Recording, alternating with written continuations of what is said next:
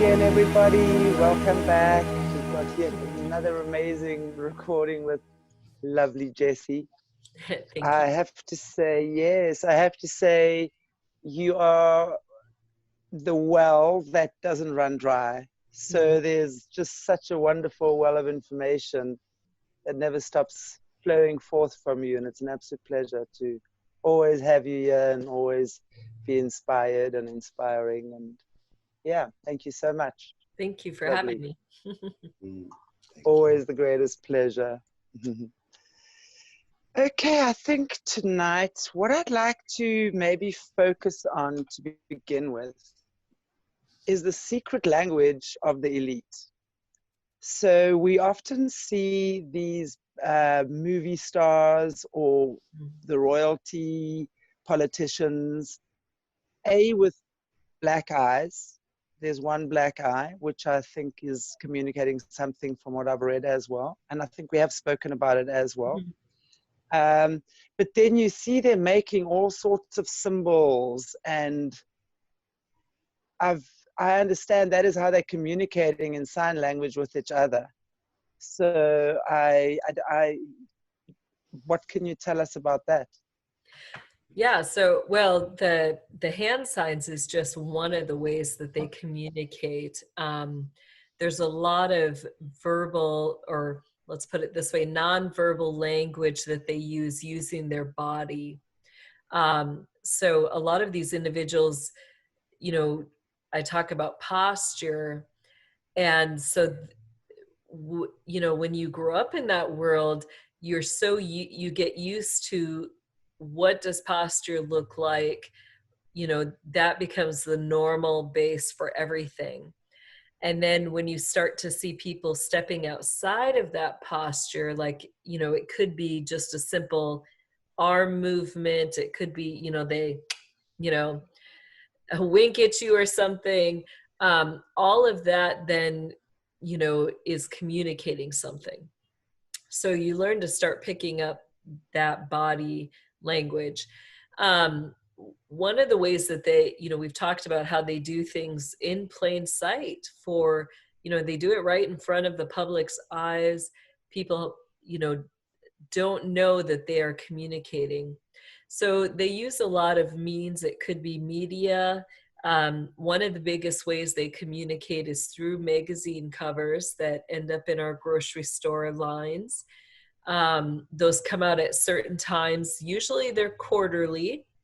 And so usually on those covers, you'll see, you know, stars doing strange hand signs. And what those things are communicating is really, you know, where the rituals are going to be, which quadrant they're going to be in, and who is required to attend. And, you know, even it will go as far sometimes as to communicate the places where those rituals are going to be. So all these people, you know, as they're living their cover lives, all they have to do is just walk through the grocery store line, and they know exactly who, what, where, you know, they've got to be and when. So I've been trying to, you know, along with Kathy Fox, you know, I'll give a plug out for Kathy. If you go to @Kathy with a C, @Kathy Fox, she has a blog about the Illuminati hand signs, and I would encourage everybody to read that, be familiar with it, and start watching. You know, you'll pick up, just even walking down the street, you'll see those things being communicated. But it will help you to start, as you notice those communications, it allows you to start understanding how these people are operating within your community, your state, your area, your country. Amazing. That's amazing. It's like I've seen, especially when they're doing, I don't know, the round with, I don't quite know if I should be even doing it on here. Yeah, okay. Well, yeah, let's be brave. We're going to be brave on this, okay? You know, today we're going to be sending out messages to the Illuminati. I love that. Can we create our own? Yeah. Because often I see it's like this or upside down. What do you know about that? I mean, do you know anything particularly? Yeah. So, we're holding a special meeting tonight. People are going to be there. Yeah, so they're very, yeah, they mean a lot. So basically, you're going to view it like, you know, how you're going to interpret it is how you're seeing it. So, you know, if you see this symbol as it is, you see everything's on the right side. And so the first thing you're going to do is you're going to notice the side and think of, like, you know, you're just looking at my picture, think of quadrants. So, you know, my hand would be where the east quadrant or the north quadrant are, okay? You notice my fingers are kind of bent there. So what that's showing you is that the rituals are going to be happening in the, actually it points, the fingers are pointing in the direction, okay? So people in the east are informed that everything's going to be happening in the west quadrant with this symbol. Now, if it was straight up like this, I can't do it on the video because it's backwards here, but if the fingers are pointed straight, that means that it's going to be in the north quadrant. And if they've got both, then that means that it's both, it includes the west and the northern quadrant are required to attend that ritual. If you see the hands open, I think I gotta go the other way. No, still wrong. Okay, there we go. It's hard because I'm on it, like the camera makes it all backwards. So if you see this is going to be the southern quadrant. So anytime the hands are down, it's the southern quadrant. If you see with, yeah, I can't even do it with the camera, but you see both. No, I gotta do it backwards. I can't even do it. I gotta think here. All right, so we got that. Okay, and I'm gonna turn this one. No, that's still wrong. Wait, I love all it. right, now you get the gist. If one's up and one's down, you got a whole lot of witches confused there, girl. Everybody in the South, okay? So if you see it with both hands, that means that you know, you're both in the north and the south quadrant. So that's kind of how you'd interpret. If it's the other hand going this way, it's, you know, that rituals are going to be in the east, you know, east. This would be still north. This is going to be east and north. And then this is just going to be in the east. And depending on the Hollywood star, like if you see somebody who's like a royal or somebody who's international, you know, not somebody who's particularly from the US, that means that the ritual is going to be in the east quadrant in the world. So not just in the US, it's going to be international.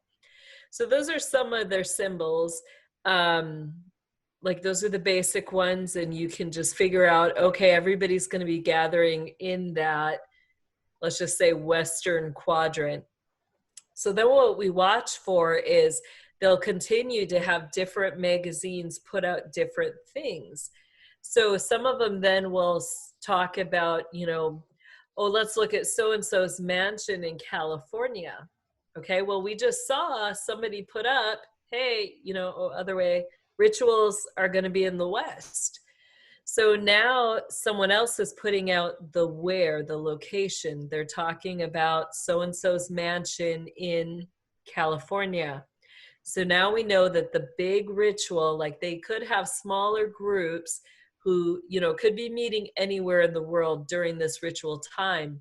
But what those things are telling you is that the hierarchy for those quadrants, which are going to include the high priest and priestesses, the grand high priest and priestesses, the sisters of light, the major individuals who run the different departments, those hierarchy are going to be gathering at the ritual in California.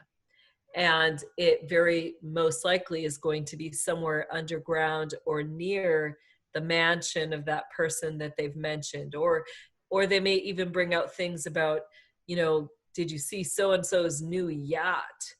You know, and their yacht, like they've been, you know, they're going on vacation, they're going to give it a maiden voyage to the Caribbean. Well, now we know the ritual's in the Caribbean, and it's going to most likely, all the rituals are going to be happening on these super yachts. So those are how we start to detect, you know, what's going on. And as people understand that, you can be watching for your areas. If you're in those California areas, you can start, you know, watching to see, okay, around this time, are there people gathering?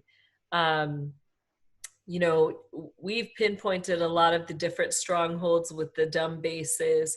So, you know, there's individuals who, you know, are watching those for activity. They're watching to see if there's, you know, a mass amount of, you know, semis or other, you know, if ships are coming in with a lot of things, containers that they're leaving on the docks during those times, you know, so we start watching those things.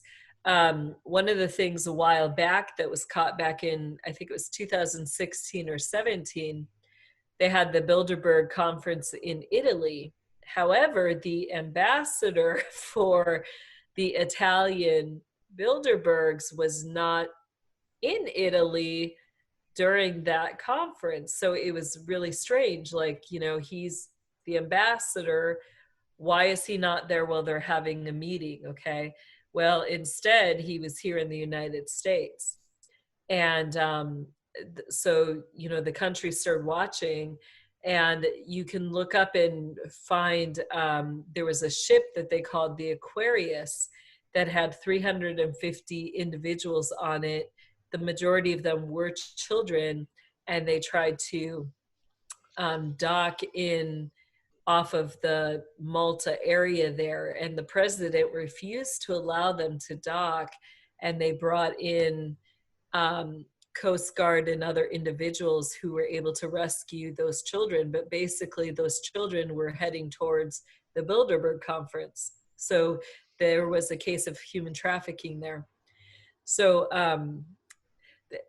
this is why it's important to know, you know, when you watch these things and you understand what's happening behind it, we have the power to pray, you know. So when we know that there's going to be rituals in the West Quadrant, we start praying over those states. We start praying that the Lord will stop the traffic movement of kids going into those states.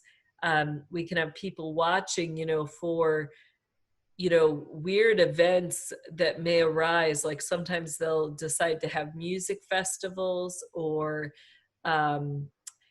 different types of fairs or festivals where they're gonna, you know, where you'd think you would see a lot of kids coming in. So you'll watch as those things pop up, and that's part of a way they're hiding, bringing in mass amounts of children into the area during those times. I mean, this is why it's actually important to learn what they're saying, not Yeah. just for we can joke now, especially like this, because I do this when I do face yoga. So now I was just wondering, like, what is that supposed to mean? Yeah, well, they go back to ancient signs and symbols. So, you know, really it gets into the palm, or, you know, like the hand magic signs, Yeah, you know, of the different, the Jesuit, the Masonic lines. Even yeah, further, it gets back into the Hivite worship, which included the goddess worship. So all those signs and symbols are not just things they've made up for our present day. Those were ancient ways that were used to summon different demonic spirits, different, you know, with it comes magic, basically. yeah. It's good to know what it means, really. It really is. Yeah. Wow. So there was we gonna have tease, some. you know, when you do yoga, you're gonna have to be like this, you know, like the sun rising. I'm not supposed to get rid of my wrinkles. I mean, this is how I get rid of The my dark is going wrinkles. to light. And I do this like as well. So like, what is that, you know? Exactly. Speaking of which, Mornay, do you have a picture there? Speaking about that V symbol. We've been exploring a lot of the Nelson Mandela Yeah, the and Nelson Mandela one. yeah, what's happening with our African guys, and we've come across some pictures and garb they're wearing. As far as they all pretty much linked to the Knights of Malta, Yeah. that lineage. This one. So they've come up. Ah, there he is. Now this is a very disturbing picture for me, Jessie. Sorry, Right. because it appears in two articles that I've read. And one of them says this is the symbol for cannibalism, and the other one says it's the symbol for Kabbalah magic. Yeah. So Yeah, so it's really hard to tell, and sometimes they'll communicate different things, but when we're looking at these hand signs or symbols that are like this, what's important for people to watch are the thumbs. So I know we've talked about, you know, and everybody's just going to have to understand today's, you know, a teaching day. So you're all going to get to be acquainted with the satanic hand signs here. love it. But we've talked about, you know, the devil horn. And so, you know, most of the time, like the stars would do this. And I tell people, watch the thumb, because the thumb is really what's communicating the message. So this symbol here, or if the thumb is just coming straight across like this in the front, that simply is a sign for Lucifer, for, you know, it's the devil horns, okay? But what you need to be aware of is when that thumb slips behind, it now becomes the Pan symbol for the god Pan, which is known for luring children, you know, through his music into the dark night, into the forest, and they never return. It's become one of the biggest pedo symbols. People will have images of this hand like this with the thumb behind, and that indicates, you know, that there is, you know, sex with children. Now, the other way it can be is where the thumb, you know, instead of over and across, but it becomes straight up. And usually when you see that, it indicates that they're sending a curse. Usually they'll turn, I gotta do it like this, they'll turn the hand like this so that it's facing whoever, and that means that they're sending a curse. So the same thing with these symbols, you know, we see Mandela, you know, normally how the symbol would be displayed, you know, you would have that thumb that would be out like this, and, you know, you'd see somebody having their hand across their chest, the fingers spread apart. That's going to be a sign that, you know, if they're walking past and they're just like this, you know, or, you know, put it on their face or something, you know, it means, hey, I'm in the Kabbalah. I'm high level Kabbalah, actually, and usually into the dark Kabbalah. Or you'd see like on a magazine cover, they may put their hand over somebody's shoulder. I can't do it to myself, but they'd have their hand coming over and you'd see that split, you know, and it could be both hands like over somebody's shoulders like this. And that's showing, hey, we're part of the cabal, into Kabbalah black magic and stuff.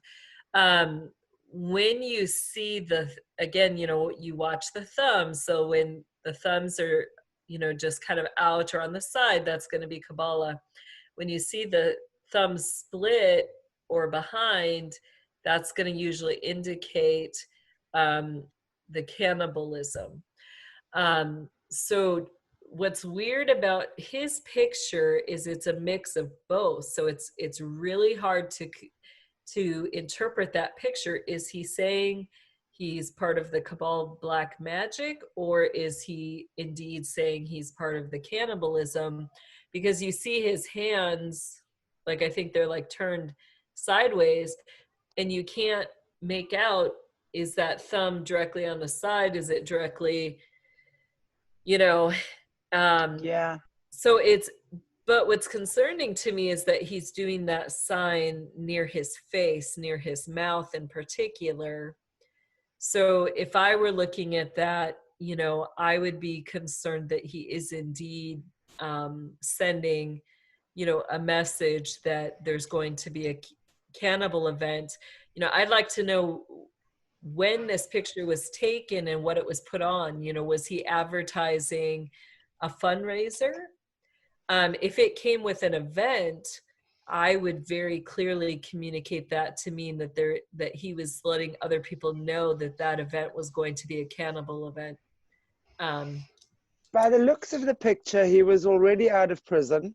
He looked like that. I'm going to say that was probably taken within the first 5 years after he was released from prison. It's hard to say. They don't give you. I was looking for the source of the picture. Mm-hmm. It wasn't in either one of the articles, but I think I mean, if you're high level Kabbalah, you're probably involved in cannibalism, right? So one would be going hand in hand with the other. Yeah, there is you know, at those higher levels, you're doing invocations and spells that, you know, have to be done with blood.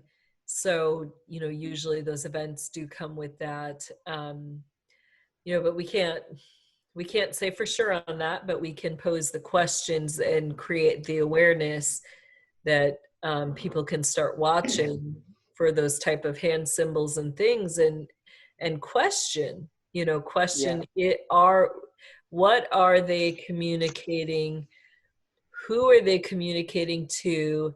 Are there other things with that picture that would, you know, answer those questions? Who, what, where, when? If you can answer those questions, then most likely there is an event that they're communicating is going on. And, you know, you can create awareness about that or be in prayer about that. Yeah, absolutely.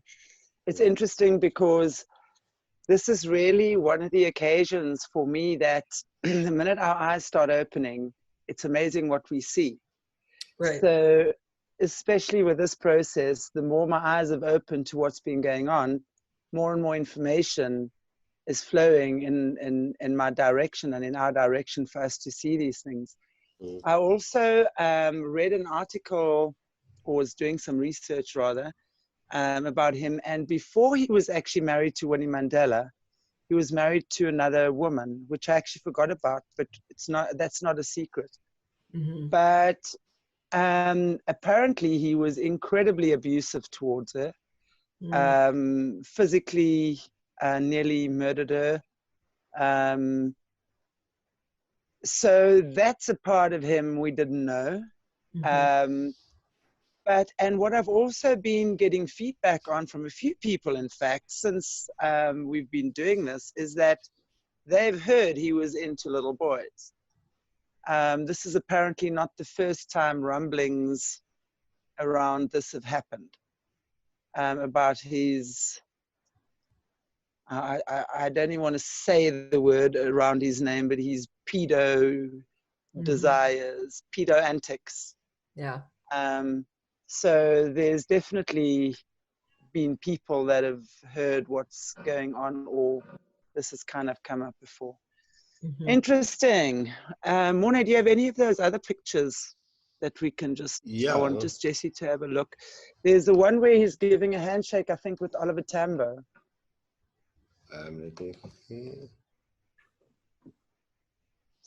Okay, that's Desmond Tutu.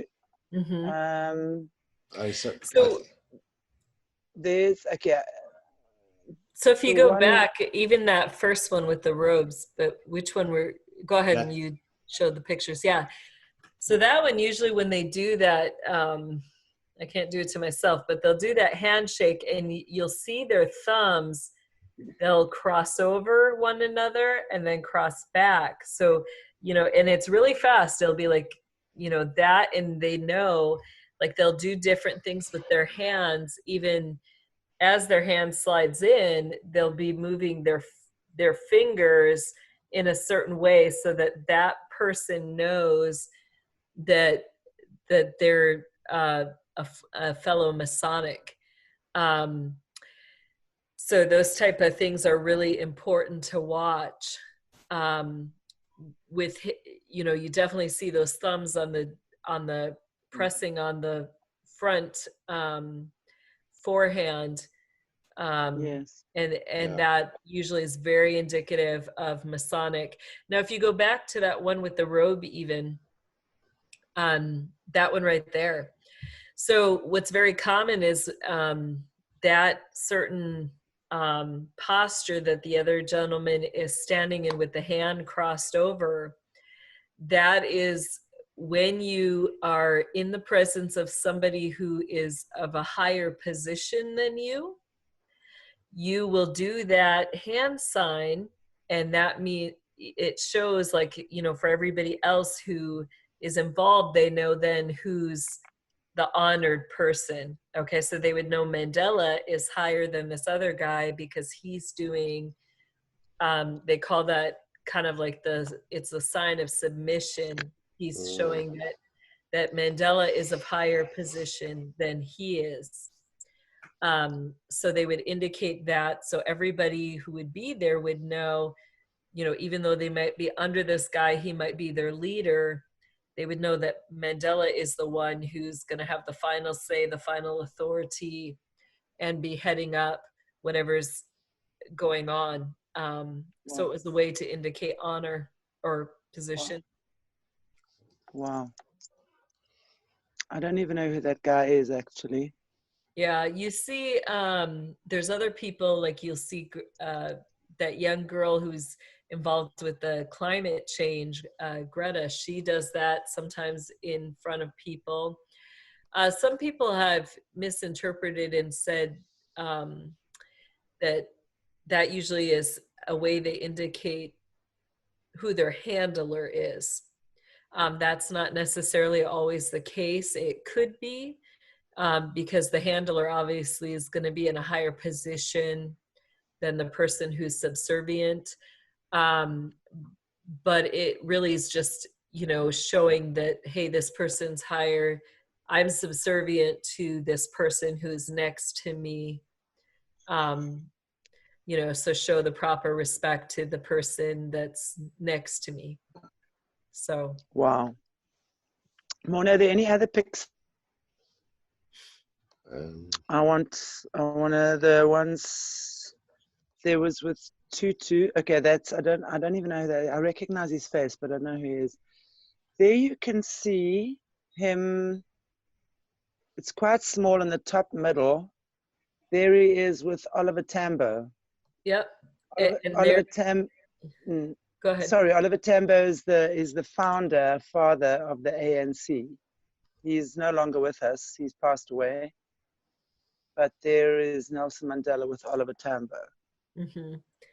And you see that weird handshake, you know, and also if you kind of catch his fingers there, you know, it could I'm just looking at that, yes. It could just be a relaxed look, but it kind of looks like that, you know, devil horns. You see the middle two fingers kind of unnaturally higher up than the others. Usually if your hand is just down, you're not going to have those two fingers sticking out more prominently. All your fingers are going to kind of be in the same position, would just be the natural, you know, but you see something there besides his handshake, with this extremely odd handshake. Yes, it looks ridiculous. I don't know what's going on there. Morne, the next one, thanks. Just slide it along because there we have hang on. Yeah. The one the one above that was next to Mandela and Tambo first, please.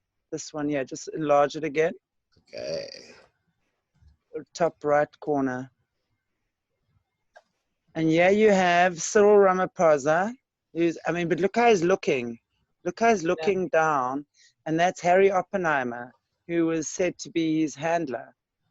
Right. So, And you see that crossing of the hands. Notice that it's slight, even though it's slight, you still see that crossing of the hands indicating he's in the presence of somebody who's over him.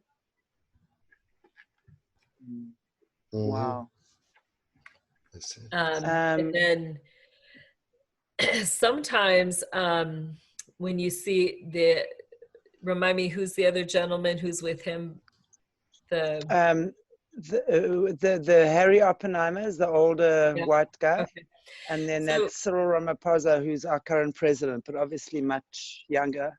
Yeah, so if you see Oppenheimer's hand there, what kind of throws it off a little bit is the thumb, but the thumb can still be thrown in there, but you see prominently the two fingers. When you see one finger, it means to proceed. Two fingers means to hold back or to stop, whatever, if they were having a discussion or, about a certain subject, and he showed those two fingers, it would mean do not proceed. Stop whatever you're doing. If he would have had one finger out, that would be permission to go ahead to proceed. Wow. Okay, and Mona, just the ones below that, please. Okay, there we've had that. There is Cyril Ramaphosa with Nikki Oppenheimer. That is Harry Oppenheimer's son. So clearly the links are still strong. You can see this is a few years later. I'm not sure if there's anything untoward there we can see. Yeah, I'm not seeing anything distinctly sticking out in that picture. Okay. And then here we have again, there's Thabo Mbeki, our president before Jacob Zuma. And I still don't know who this white-haired guy is here. But that's just them in their Masonic ball gowns.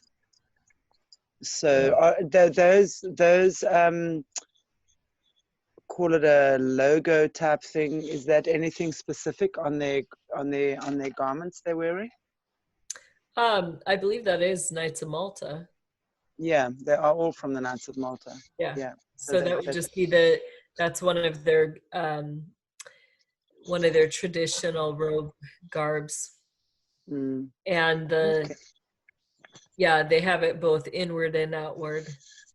Usually just over the one shoulder. The symbol is over the one shoulder.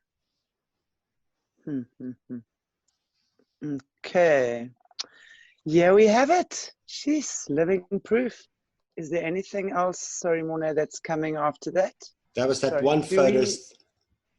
Yeah, let's. Soros, George Soros. Yeah, this one. Yeah. Bill Gates and those. Yeah. Is that a Masonic handshake? Yeah, definitely that is. And then for picture taking as well. And in that picture, what's interesting is you can tell by body posture as well.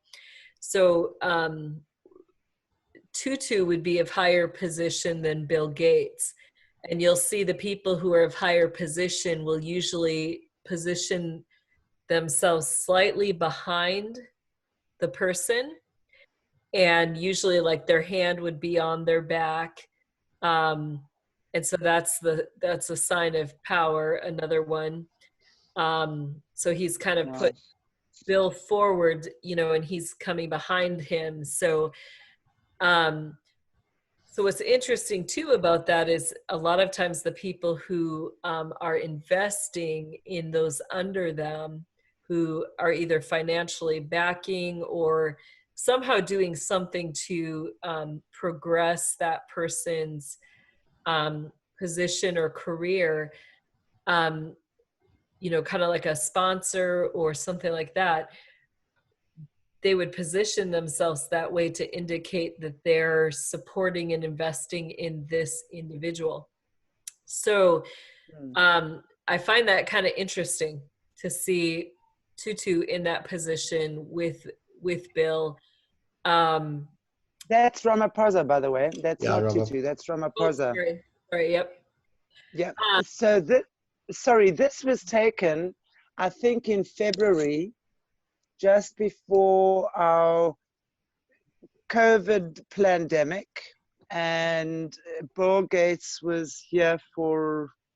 I know he was here in February, and I think this was taken in February this year.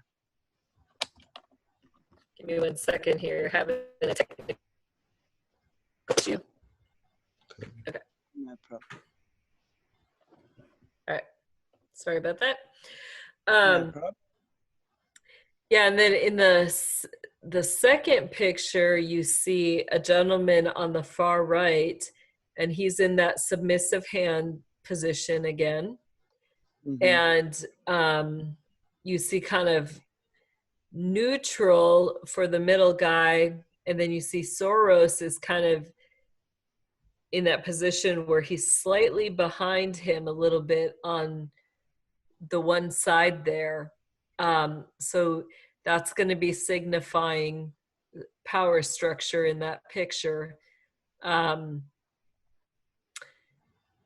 So that's about all there is in that one, that they're taking a picture and they're signifying who's in what position and place. Yeah. Interesting, because it seems to me the first one that we had there with Ramaphosa and Bill Gates, Ramaphosa was behind Gates, right? Right. So slightly behind. So he was basically backing Gates's vaccines and nonsense, and backing the COVID pandemic that they obviously came here to do their final checkup on, to see that the plan was going ahead. Gosh, that's frustrating. It could signify too the foundations that yes, wow, financially backing the foundations, or kind of be in the money avenue for those things. So not just the public support of it, but you got to think all the ways it can be supported. Yeah, exactly. Oof, ouch. Not nice. Got to think about how many dodgy deals went down during that time and are still going down. Wow. Well, that was super interesting. Thank you so much. I enjoyed that particular one there. So I have a few names I would just like to throw out to you tonight again. And I also just want to maybe tell the viewers why I do this is because I'm not seeking really sensationalism or that Hollywood star, whatever.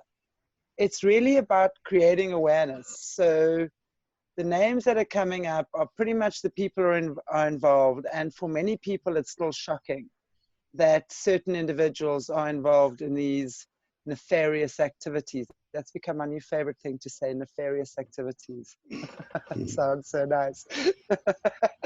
Anyway, so the first one I want to ask you about is good old Dr. Phil.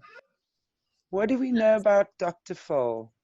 And yesterday, I'll just put out there, we had a misunderstanding, and I could not make out the name you were saying, and I was like, let's not talk about him because I don't know who we're talking about. But, yeah, so what people need to understand is really, behind this mass mind control movement that the Illuminati has been putting in place, we saw that they kind of set up this structure of, who you go to that you can trust and who is giving you the right information. What different individuals have been trying to bring forward is that these people are really, they're taking theories, they're taking unproven facts, but they're presenting it in what we call a narrative, and they're pushing that narrative, which propagates their agenda, and they're saying this is the truth and you can believe us because we're the sources. So they set up, you know, all these different sources, which included the media. It included high, you know, level educational systems like Harvard, Stanford, Princeton. It included, you know, major medical centers like Mayo Clinic, Johns Hopkins University. So you have, you know, doctors, lawyers, world leaders, Nobel Peace Prize winners, things like that. And these people became the sources with the true information, okay? So those were the major players. So their next round to get people to fall into believing this narrative that they were pushing, they created these individuals that became household names.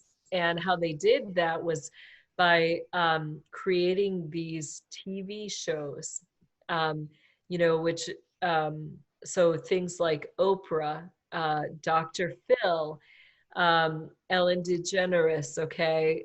And then you had the nighttime crew too. So, you know, it didn't matter if you were a wife at home during the day with your kids, you know, you would tune into Oprah, you would turn into The View to hear, you know, what are the current situations and, you know, what is the truth I can believe about whatever topic is being presented. And so this was one of the ways that they got the masses to believe the narrative. So, you know, Dr. Phil, he even had shows, you know, one of the shows I saw where he was presenting, you know, he'd kind of present some of the way out there topics. So he had put up a video film that, you know, just had excerpts of this woman named Jessie. It wasn't me, it was a different Jessie, but she was talking about adrenochrome. And so he just started posing the questions, you know, is there something out there called adrenochrome? Are there people who are using this adrenochrome like a drug? Okay. And then he had lots of other questions. And then, you know, they kind of just dropped it. And so what you see happening with these individuals is that they would put the topics out there, but then the topic would just kind of fall away. Nobody would be really concerned, or, you know, like they'd kind of create like just, it's out there, but it's not something we need to be concerned about. You know, they're not pursuing that. So it really desensitized individuals in the public to these topics, because they're like, oh, well, if Dr. Phil's not worried about it, if Oprah's not worried about it, it's nothing to be worried about. You know, we don't need to look into it farther. We don't need to know. It's just some theory out there. This woman's probably just made this up, you know. So it'd really be used to, it's a softer way of discrediting these topics or what these people are saying. So with him even, you know, Chantel, you brought this out in our conversation earlier offline here, but we were talking about how even Dr. Phil had where he had the black eye. You know, we know that that is used in ritual ceremonies. That is when, you know, it can be a sign that they've gotten adrenochrome. But it goes along with a specific Masonic ritual where they have to place their left eye on the book and take an oath. And that oath that they take at that moment, literally they say, you know, if I reveal any of the secrets of my brothers, it comes at the cost of my left eye, okay? And there is something supernatural that happens there, or sometimes they're given a shot in that eye to turn it black, and they're required to have that black eye for the week until it dissipates and goes away. Well, it's not just a sign of memory for them that they took that oath. It's a sign to every single other Mason out there who's taken that oath that they're bound to keep their brother's secrets. And if they don't, it comes at the cost of their left eye. So when you see the stars or the Pope or other individuals displaying publicly that black eye, they're really doing it to remind every single person who's taken that oath, you know, that you need to remember to keep secrets. There's a cost if you don't. Wow. Wow. I've also read up some stuff on him, and particularly one of his sons seems to be very involved with a. I know he's a musician, and I've seen a lot of, is it Alice in Wonderland, White Ear Rabbit stuff, or is it Mickey Ears? One of the two. I think it must be the White Rabbit stuff. So that to me is really a great indicator that they are somehow in programming. Would that not be an indicator that that when they start just wearing certain of those things, parading around in it, they're making a statement of sorts? Yeah, usually we do see that a lot with the different musicians. You know, and I think we talked about the sacrifice of children among the Illuminati, that they will, it's not like a ritual sacrifice unto death, but it's considered a sacrifice of service. So they literally will give one or more of their children to the Illuminati, and that person is set apart for service to the Illuminati. That usually happens at a very young age, usually around anywhere from age 2 to 5. And, you know, from that point on, that child is really not considered their child. And you'll see, you know, you'll see sometimes things will come out about those people not having the best relationship with that child, or the child will be put into boarding schools, so they're not getting that family connection. And that's because they're being put through training programs and being raised for whatever position they're set aside for in the Illuminati. So he'd still be living at home with his parents. He could. And acting, yeah. Yeah. So it's not like they move from the family and suddenly go and live somewhere else. They can still be living at home with their parents, but pretty much on someone else's instruction. Right. Yep. Someone else oversees their life. And he's got quite an interesting house. I mean, I've seen pictures not too long ago of his house, which has these crazy stairways. And you brought that up. I've never seen pictures of his house until now, and I have to admit that was quite wild. Morna, do you have a picture there? Yes, I have. Here we That's go. a very unique. Yeah, look at that. Look at that. The banister. I was meaning to say the banister. It literally is snakes. Yes. Look at it crawling down. Yeah. Yeah, and then like in the back, he's displaying like that's Guns. It looks like a gun case. Yeah. And then that seat underneath the gun case looks like a rabbit. That's kind of interesting. This one. Yeah. Yeah, and he's got teddy bears, Mickey Mouses. Yeah, so it's very interesting. Yeah, and those little seats under there look like little rabbits. That's weird. And then you see like there, that picture on the wall looks like a teddy bear with his organs being displayed. I mean, I can't see up close. Yeah, it looks like something like that. It looks very, but it's got that childish feel. Like it's got a feeling like it's a child did the picture. Like it doesn't look like adult artwork. That's kind of weird. And then that almost looks like claws or black ice cubes for his chandelier there. Yeah. It's very interesting. Interesting taste. I mean, what does one make of that? You know? It's like, yeah, that's very interesting to say the least. I Yeah. did find that interesting, I have to say, because, and yeah. Okay, well, that makes sense to me. I think I've We ticked a Phil, box there. we figured out Dr. Phil. There's something off. Fishy. Hey, don't trust Dr. Phil. Exactly. Let's Fishy. not take that as our normal for, the doctor's best, because I don't know. I think I'll challenge his taste in house tiger. Exactly. That's like a little bit gaudy. Anyway, but that's my opinion. Great. So another one I find very interesting would be Sir Richard Branson.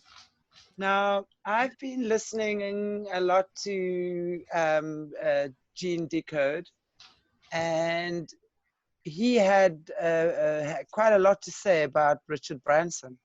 And according to him, Epstein is small fry compared to Richard Branson and his shenanigans. Do Yeah. you have any info on that? Do you know anything about him? I do know that Branson is higher up in the chain than Epstein is. I believe, and I'll just put it out there, is that I believe that as things come out about Glenn Maxwell and Epstein and their business, that people are really going to see Branson's name coming out a lot with that. I think that he was the higher up who was kind of running their trafficking corporation. Particularly, what I'm waiting to kind of come forward is more information about the Terra Mar things. With Terra Mar, you had, Ghislaine had addressed the UN, and basically was getting the UN to invest in this Terra Mar project, which the cover of that, they were making it, well, we're all citizens, we can all own a piece of the ocean, and it's our job to take care of the ocean. So they were kind of making it sound like a humanitarian effort. But as we start to look into Ghislaine Maxwell, we see that she's got the submarine license. I believe Branson also has a submarine license. When we look further into it, these people are connected to major companies. One of those companies is owned by Arab individuals, and they own these chains of hotels, as well as super yachts and super yacht submarines. So they actually have yachts that are submersible. Wow. The main area where these yachts and submarines are being operated out of is kind of in that New Zealand, Australia, South Africa area. And, I'm just going to put it this way. What I believe in, Gene Decode has some more information. I listened to his decodes on Australia. But what I believe is that in those areas, especially under New Zealand, there's stories about there being an underground dumb base on the ocean floor. So you've got a complete marine dumb base. And from what I've heard, that dumb base extends all the way under that whole island of New Zealand. So, you've got to ask, why do these people have these submarine license? What are they really doing with it? Besides the submarine license, the yachts and, the other stuff they've also got now where they're advertising floating mansions. So you've got these things that they're creating, that are really concerning because nobody has jurisdiction over the water. Exactly. You've got some nautical laws, okay? But so here's where it gets interesting. If you hear that UN speech that Ghislaine gave, she talks to them that if they join the Terramar project, they get a special, I'm blanking on what it's called, passport, okay? We know that when you leave one country to another, you have to have a passport, right? So these passports that people were getting from Terramar project basically make them citizens of no country. They become citizens of the water. So therefore, they legally cannot be convicted of any crimes committed on the water because they fall under no country's jurisdiction. So there's some very nefarious things. Now, what we're finding, you know, Jeff and I on Right On Radio brought out the story of Jonah Reef. He's one of the highest level trafficked children in the world right now. And when Jonah was taken from the United States, literally they deleted his birth certificate. And John Kerry signed documents that he signed Jonah's passport, and Jonah was declared as not being a citizen of any country. So what I really believe has been happening is that all of these high-level children that are being kidnapped and trafficked at the higher levels, you know, meaning that they're not being trafficked to be ritually killed, that they're making these children citizens of the ocean through the Terramar project, which gave them access with their passports to any country. And it also gave them access to any yachts, any submarines. You know, they immediately became their own non-defined vessel, and anybody could take them anywhere. So if you had somebody from another country come, they could pick them up off the water, off one of these super yachts, fly them to Australia or New Zealand, use this child however they desired to, and bring them back. And there's no having to document the child coming into the country or leaving the country. They don't have to document the child's missing from any country or not attending schools. So this is one of the major ways that I believe that, you know, they're getting by with this trafficking. So I fully believe that Branson is one of the major forerunners in that. And if you think how big, you know, Epstein with his one little island was, just imagine somebody who's doing this internationally off the water with no tracking. Yeah. Okay. Is it possible that Epstein could have been the fall guy? And I'm not saying he didn't need to fall, but is it possible that Epstein was used as the fall guy for all of the higher level guys like Branson and co? Yeah, I believe that is the case.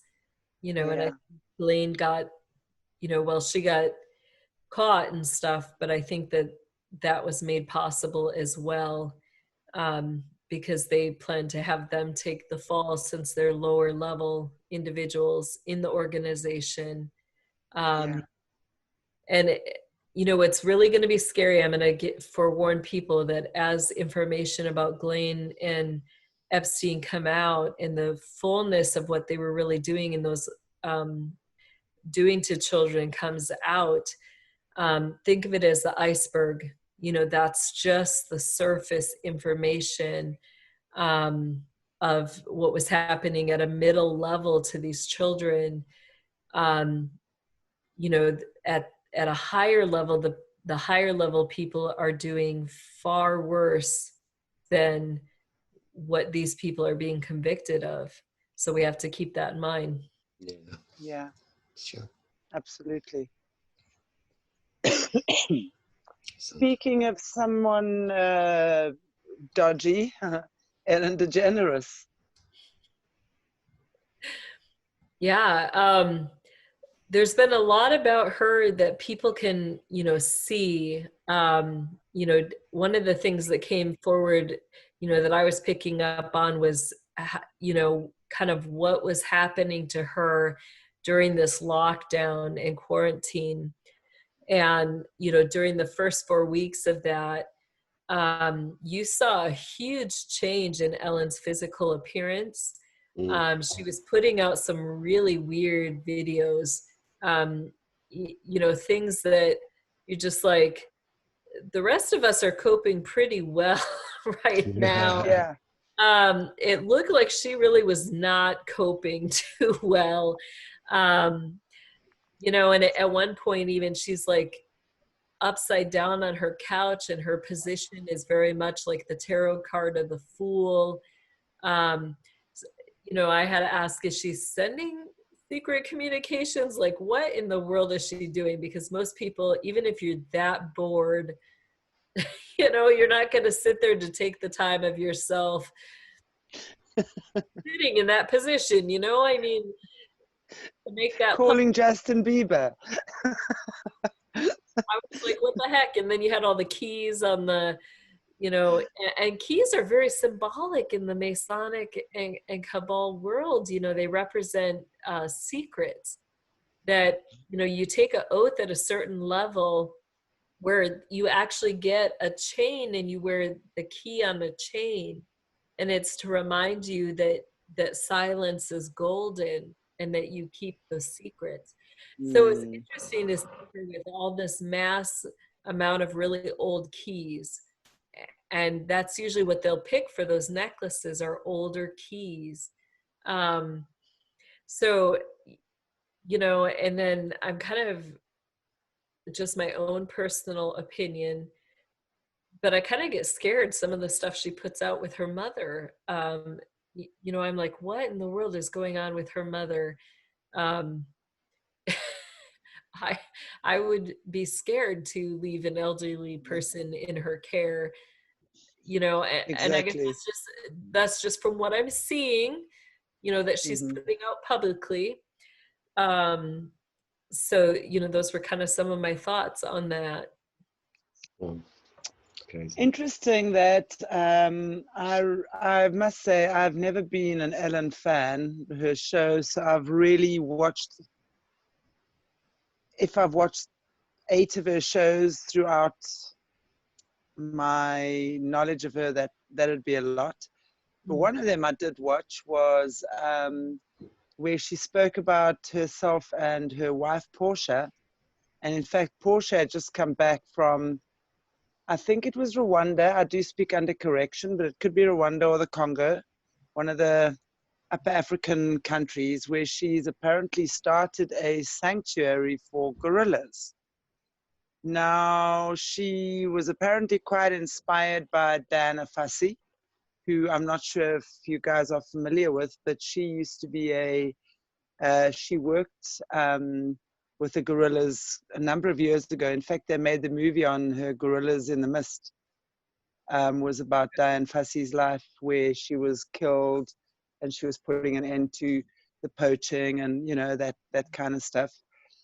But I find it interesting that since so many of these people will find a good cause, I mean, let's just look at our dearly beloved saint, that we've just seen him do all sorts of weird and wonderful things. I'm wondering about this gorilla sanctuary. I mean, this is just, again, it's a thought that occurs to me in the moment, nothing that I've kind of connected the dots with before, but just in this moment, in these discussions, it's popping up for me. Yeah, it kind of brings some things to question because, as we were watching the lockdown, Ellen was one of the individuals who was really putting out a lot of videos of herself during that time. And like I said, we saw this physical breakdown, you know, where it wasn't quite natural. You're like, nobody else is really having those problems where they look unhealthy. And I had to, you know, ask, is she going through withdrawal of some sort? You know, a lot of these stars, we kind of saw the same thing. And for me, it brought up a lot of memories of the adrenochrome withdrawal. And so that question was in the back of my mind, you know, is she going off of the adrenochrome, and really having, you know, a rough go of that because they don't have that available to them. And, you know, we're not making accusations. I'm just, you know, speaking from, you know, my experience, you know, what I've seen from other people. And so, you know, some of the things that I saw were very similar, very reminiscent. So it leaves the question in my mind.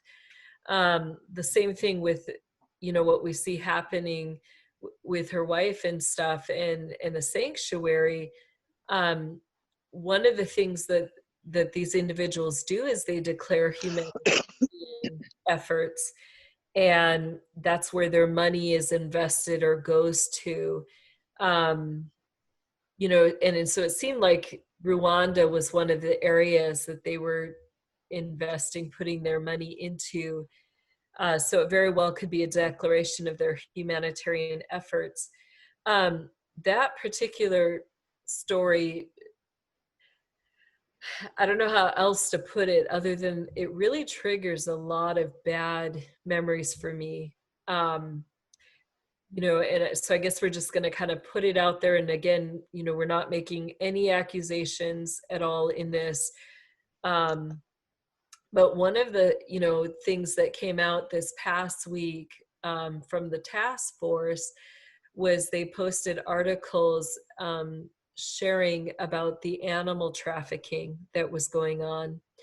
And this goes beyond poaching or beyond selling exotic animals for, whether it's for body parts, organs, for spells or other things.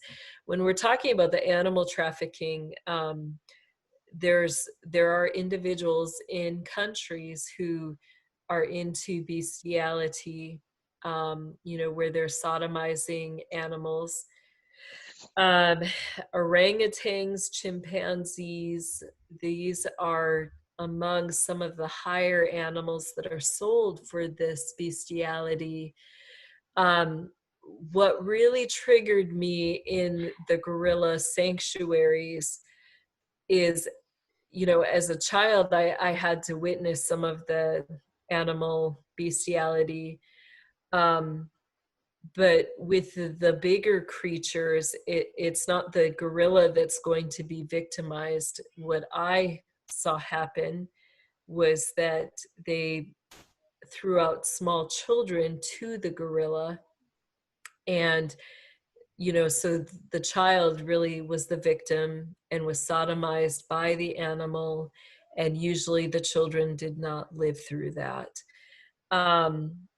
So, you know, I don't know what to do with these things, but it's to put it out there to people that this is a reality, that these people are investing money in these type of things that are going on, and they're making a profit or providing a way for people to continue in, you know, nefarious deeds or acts does not even cover the horrific reality of this, that they are allowing animals to, you know, basically sodomize innocent children, and in the process the children are killed in horrific ways, and people pay money to watch videos of this. You know, these are things that are recorded, just like pornography. They're put out there on the dark web, and people are paying money to see this. There's just no words really for it. I have no words. Mm. I understand, I've understood that animals certainly form part of this whole Luciferian satanic culture, because I've heard horrible stuff, and that has been on my mind to speak to you about it, but as a complete animal lover, for me, kids and animals are the most sacred. And to see what people do to animals just in normal slaughterhouses is horrific enough. But I can understand when you've got such a cruel mind that has no boundaries and no compassion. This to me is quite beyond anything. I mean, to hear what you're saying now is very mortifying. And, to think about the possibility that she or they could be involved. And again, please, guys, we're not saying they are. This is really something that has come up now in discussion. So as Jessie says, why are we bringing it up is we want to create, what we really are just saying is to be aware. And there are so many dudes of these celebrities out there who are supposedly doing good with animals and children. And I think it's becoming more and more obvious every day when we see what's going on and we see what they're involved in, that this is not a good thing. Really, it's not a good thing. And I question Ellen DeGeneres, knowing what we know about her, and I'm sure it's only, again, a tip on the iceberg. Why does she have a gorilla sanctuary in Africa? Yeah, What, we have to pose the question, why? and why is Africa so important to these people? We've got Ellen here, we've got Oprah here, we've got the Rothschilds here, we've got all these guys coming in as Mandela's patrons. No, ridiculous. China. Right? Yeah. I mean, China's in here. No, definitely. They've been in here for a long time. Anyway, okay, I'm going to ask you one more, because again, we're getting really on with time here. But just one more person I had in mind for tonight was Meryl Streep. What do we know about that lady? Well, Meryl Streep is one of the, she is known kind of, we had mentioned like Gloria Vanderbilt was more of a face front person. And then we had Laurie Cabot Kent, who, is very famous in the witchcraft world. So kind of the same thing with Meryl Streep. She is, a very famous high priestess. She does tend to work in a triad, which means that she has other high-level witches that she works in operation with. I don't know what else to say or that I can say right now, but, it is, as we're unfolding things, the concern grows more and more as to why are all these high-level high priests and priestesses, investing so much in Africa. What are they getting from that? And, if they're investing so much, the bigger question is, why are we not seeing such great advances already happening in Africa? Why is Africa still portrayed as having so much need? Why is the need not changing or being met if they're investing so much into the country? Exactly. Because what we do know is that, especially with our mining industry, which is obviously one of our greatest resources, is that they will mine our diamonds and gold and whatever else is that they mine, but they take the resources out and they don't reinvest it. So that is a big thing here with what a lot of these people do. So it literally is raping us. Mm-hmm. And why aren't you putting back? What is it about us you want, but why aren't you prepared to put back? Okay, other than our corrupt leadership, which has been going on forever, but now we know they're actually handled by Mm-hmm. our uncles and cousins and aunts and family in the Netherlands, in the UK, and Germany and America for sure. Yeah. So, you know, it's really, we understand we are controlled. We understand the system is rigged.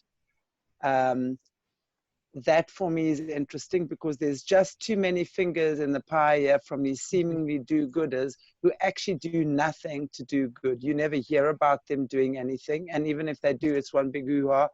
Harry and William here with their Rhino Foundation, trophy hunting our wild animals like they own them.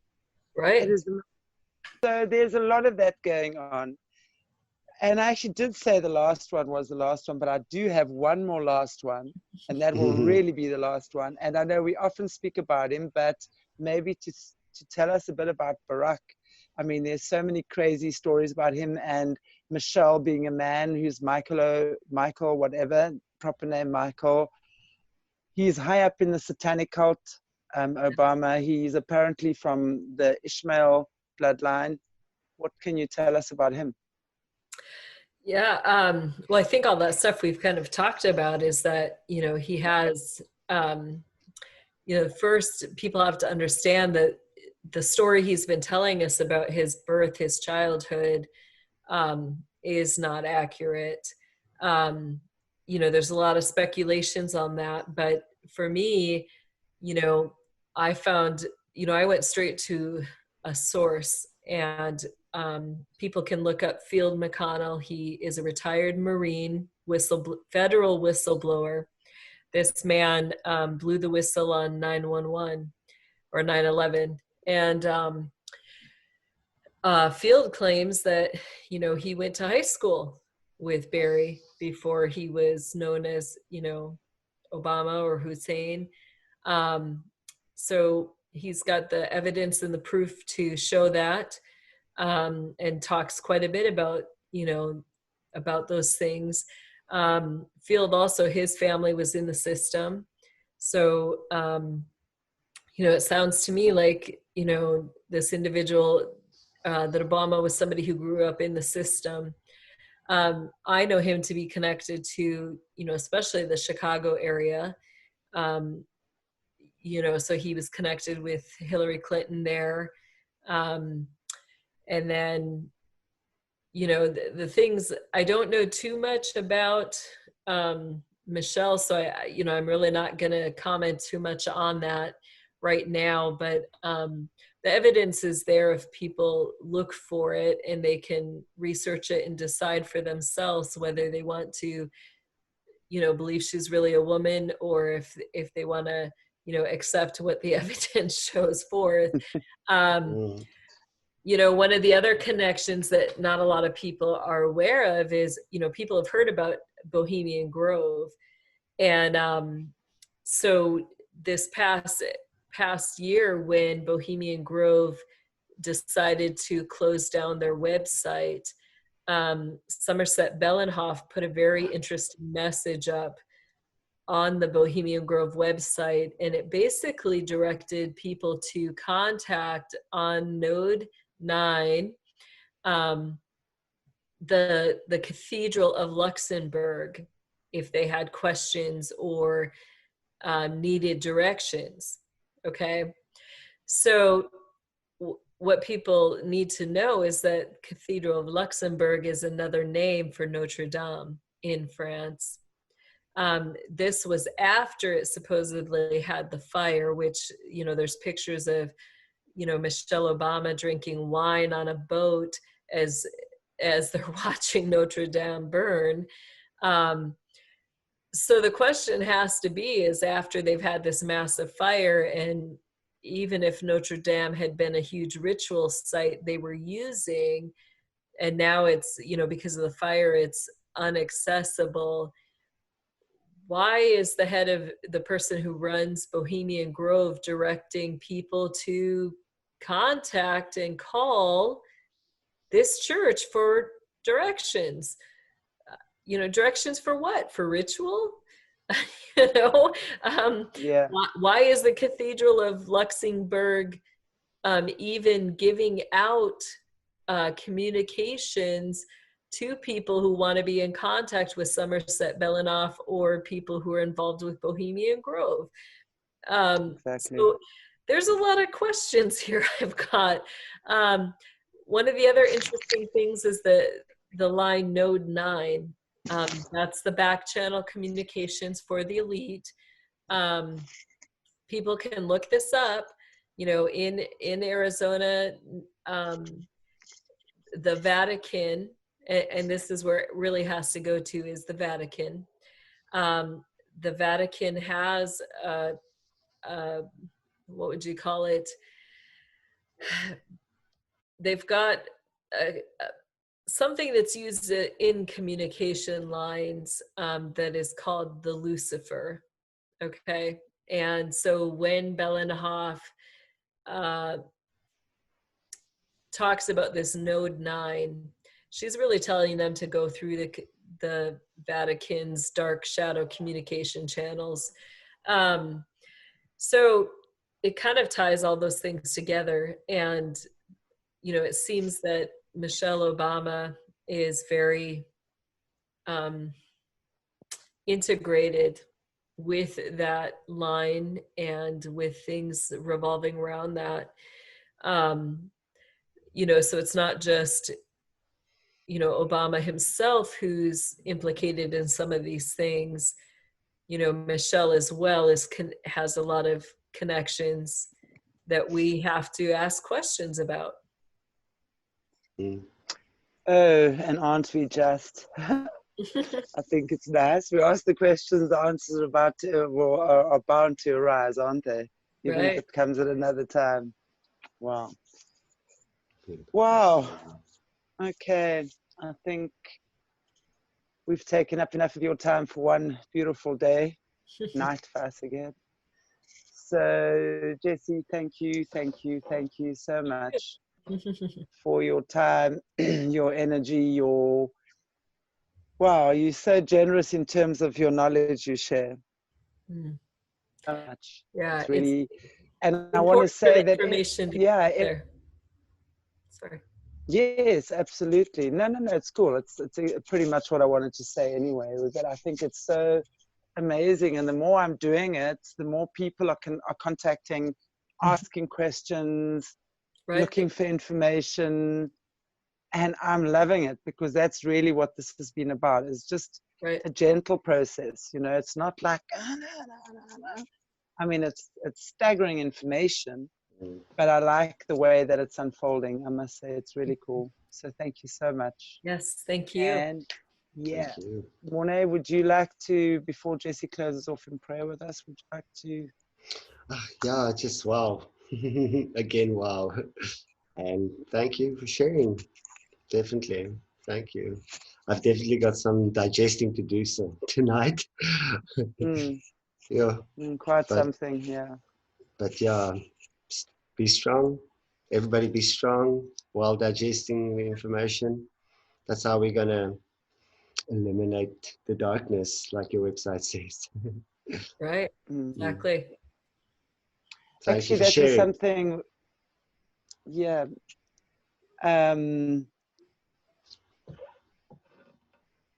Actually, I'll leave that for next time. Sorry, cool. Thank you, Jessie. All right. Lord, we just thank you for this time together. And again, Lord, I just pray that as we start to digest some of these harder truths, we know that you're going to bring them to light. You're going to lay all things bare. And we ask for this special grace, Lord, that you would help us to face this reality and not just know about it, but let us be those who do something about it, something to stop it, to put an end to it. We ask that you would give us the authority to do so. And that as more people speak out about this, Lord, especially, Lord, if there's any survivors out there that that anything we've said today is resonating with them, I ask that you'd give them the courage to be brave and to come out and to share their story. And that as we do, that there would just be this multitude of voices who are starting to speak forth. And that as we speak forth, Lord, that you would use those in our government system who are working for the kingdom of light to bring forth the evidence that proves what we are saying, Lord. That's been the hardest thing, is to be believed. And so I pray that you would prove us true, that you would show forth the truth in each situation, and that we would at least get that validation to bring comfort to us for the horrific things that we have had to go through. Again, I just bring forward the children, Lord. I ask for a special grace and protection upon them, Lord, that not a single one would be hurt anymore through the act of bestiality, that you would bring forward every site that is selling videos and continuing to victimize individuals through the selling of those videos. We just ask that you would just stop the abuse, and we will trust you to do that. And we ask for that in Jesus' powerful name. Amen. Amen. Amen. Well, thank Amen you. to that.